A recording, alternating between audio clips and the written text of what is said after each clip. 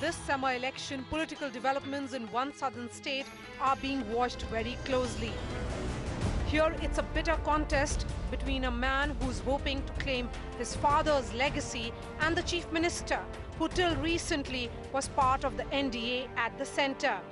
25 Lok Sabha seats and 175 assembly seats are at stake. Jagan Reddy is the challenger to Chandrababu Naidu. Mr. Reddy, thank you so much and welcome.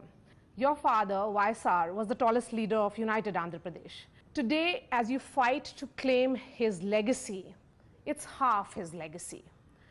Tell me, would your late father have allowed the bifurcation of Andhra Pradesh? Well, in 2009, before the electioneering, he actually, when all these people, Chandrababu Naidu, the TRS, all these people were together in one alliance, and Congress was fighting the battle alone. So obviously, it was a fight against bifurcation also in a sense. But he strongly believed in developing Telangana, and he did so in those 5 years. The kind of neglected belief what Telangana had was dispelled by his governance. The kind of irrigation projects would have come up in Telangana, the kind of social welfare schemes would have come up in Telangana, the kind of, to the people of Telangana, literally he was connected so much that people, even though the TRS was with TDP, even though everybody formed an alliance together and he was all alone by himself in 2009 elections, yet in Telangana, majority of the seats were won by Congress party under the leadership of my dad. At the time of the demand of Telangana, one thing that was mentioned was that Andhra would be not having any resource constraint, it will be Telangana. It turned out to be the other way around. Do you think Andhra, in fact, was cheated in this bifurcation? No, this is the first time in the history of this country where a state demanding bifurcation took away the capital. This is the first time in the history of this country where a bifurcation took place, where a state asking for a separate statehood took the capital away. So this was acknowledged, and this they knew because this Hyderabad capital constitutes probably majority of the revenues for any state, obviously. Be it these big cities like Bombay, Bangalore, Chennai, or even Hyderabad as a matter of fact, these cities constitute majority of the revenues for any state. And also the job opportunities. Today our children do a degree. They graduate from schools, from colleges. Then where do they go for a job? These are the big cities what actually attract these boys to come over and start their livelihood. So because of this, all these factors coming into play, because they also knew that AP state the bifurcation would not lead to justification for AP state. And so it was promised on the floor of the House by both the Congress party as well as the opposition BJP then, as well as all other people, all other parties who were present in the parliament then, as a precondition that they would give special category status for once the bifurcation takes place. But Centre says that special status is not constitutionally viable, and that a financial equivalence, that is a special package, has already been given. To quote Mr. Modi, our government gave to Andhra Pradesh much more than what was asked in special status. Chief Minister of Andhra Pradesh acknowledged this package but took a U-turn as they failed to use the funds in the appropriate way and was not able to develop the state. See, first of all,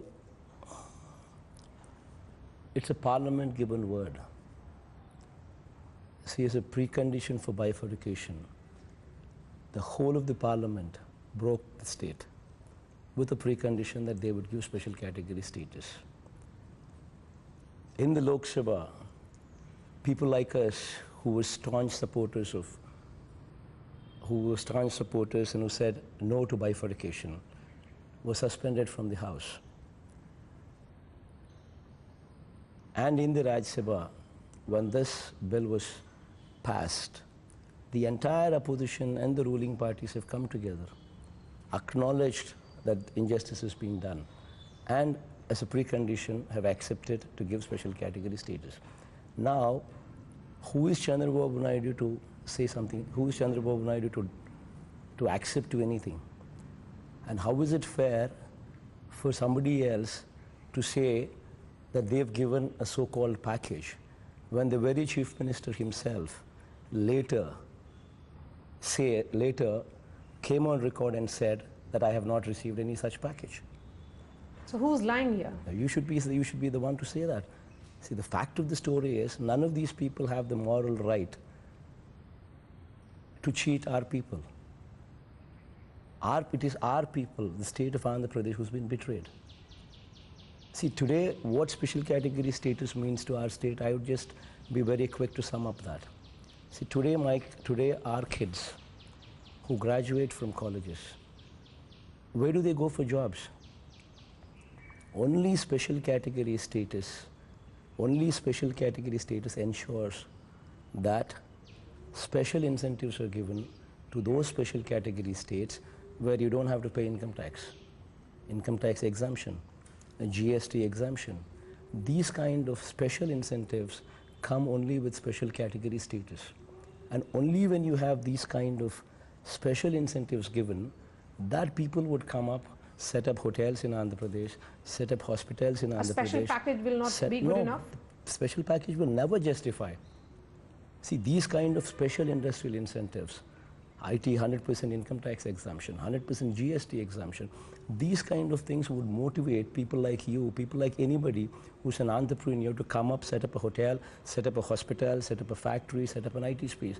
Otherwise, why would anybody come up and set up anything there in Andhra Pradesh, where you're competing with Hyderabad, Bangalore, Chennai, who have the infrastructure already in place for the past 60 years. Mr. Reddy, this also means that you have to be on the right side of the center in case if you're voted to power.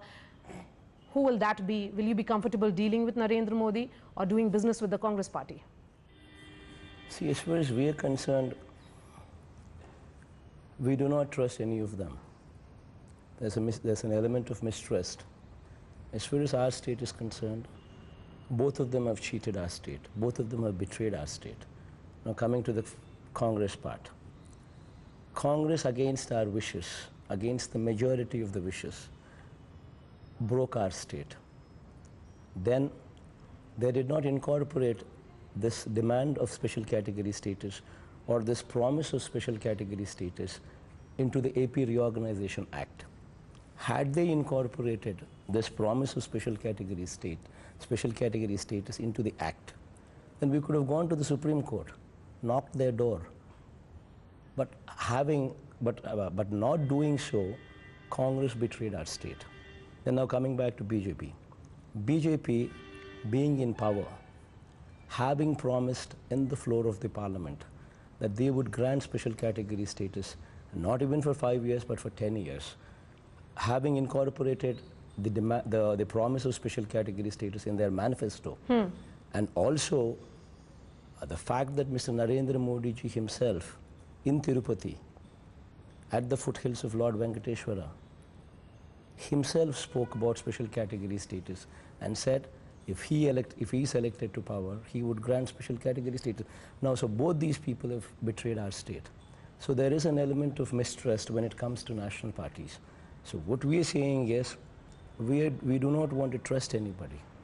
All what we are saying is, we have, God willing, God's grace, touch wood, God so blesses, people so blesses. Once we have these numbers in place, a sizable number, God willing, then we would only say to the central government, whomsoever is forming, we would just say, we don't want to trust you anymore. You sign and we support. You sign, I'm with you. And who will it be? Anybody. It could even be your own good self.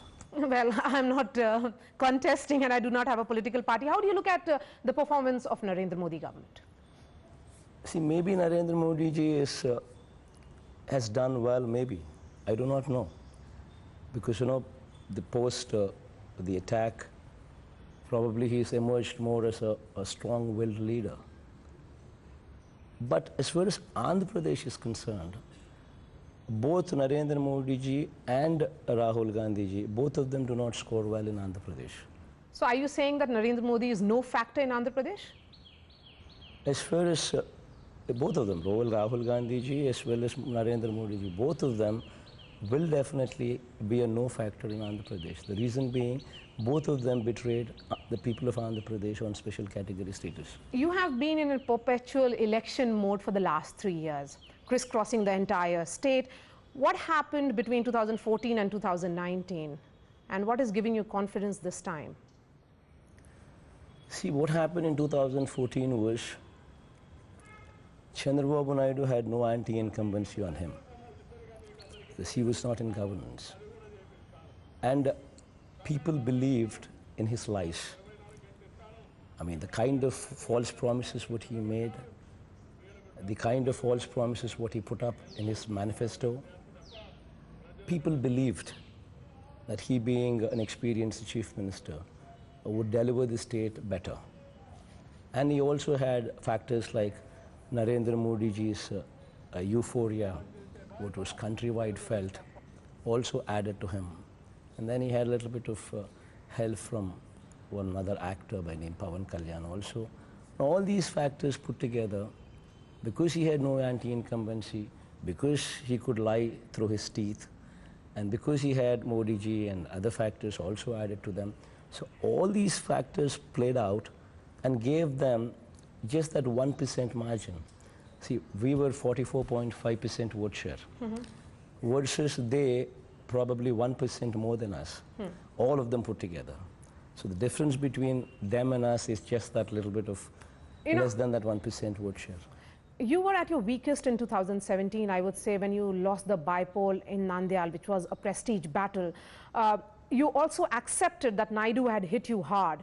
From that day in August 2017 to now, what has really changed? See, by-election is always a different story. See, by-election, any party in ruling has got a huge advantage over the opposition. This is a foregone fact. It did not happen in UP. No, this is a foregone fact. Whether we accept it or not, it's a foregone fact. See, the kind of police support would these people have when somebody is in governance and doing a bypoll, and that too for one state, and that too for one seat, and that too one assembly seat. So just imagine the kind of the kind of influence what police would have, the kind of influence what his corrupt money could have, a kind of influence what the people's mindset also would have, that even though they don't vote, even though they don't vote for TDP, TDP will still continue to be in power, even if they vote against it. So that mindset also of the people, all these factors play a huge role if it's just a by-election, and that too for one assembly seat. Let's talk about the mass exodus that we witnessed, because the YSR CP had won 67 seats in 2014, and it went down because your 20 MLAs shifted. They moved, and they were also given, ministerial positions as well. We are seeing a lot of homecomings again. See, the fact is, first of all, it's a mockery of democracy, where, we won 67 assembly seats. We lost the opportunity to form the government with less than 21 seats. See, huge amounts of money. Each MLA was paid 20 to 30 crores of rupees. Then it just didn't stop there. They were given assurance that they would not be disqualified. And it just did not stop there. 4 of them out of these 23 were made ministers. I mean, which party do they belong to? But they are back with you. No. Which party?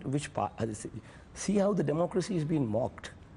How can somebody from your party, without being disqualified, without being re-elected, become ministers in another party? And they continue to be so. And then 20 MLAs from your side are being bought.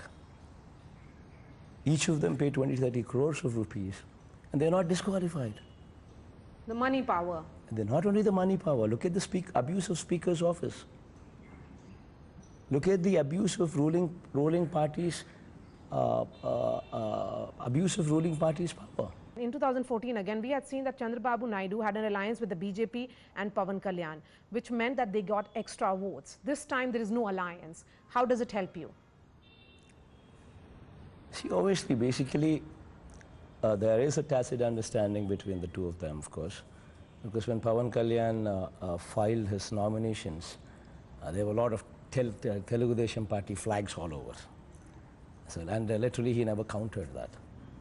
And the way he's distributed tickets also very clearly showed that, you know, he wanted to damage our interests rather than, you know, be a neutral party. So there is a tacit understanding between the two.